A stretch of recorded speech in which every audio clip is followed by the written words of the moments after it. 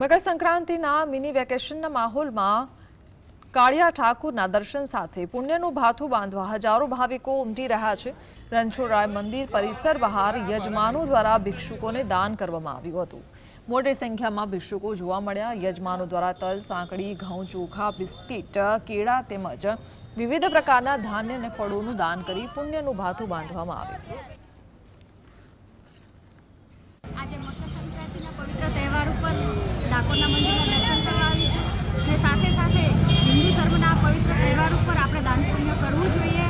બને એટલે આપણે ગરીબ પ્રજાતિને મદદ કરવી જોઈએ, કારણ કે આ તહેવાર આપણા માટે તો છે જ, પણ એ લોકો બિચારા એટલી પરિસ્થિતિમાં નથી હોતા કે સારું ભોજન પણ કરી શકે, તો આપણે દાન પુણ્ય એ લોકોને કરવું જોઈએ।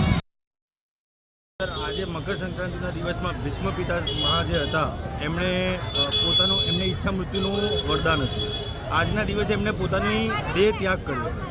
એની સાથે સાથે આજના દિવસમાં સૂર્યએ મકર રાશિમાં પ્રવેશ કરે છે।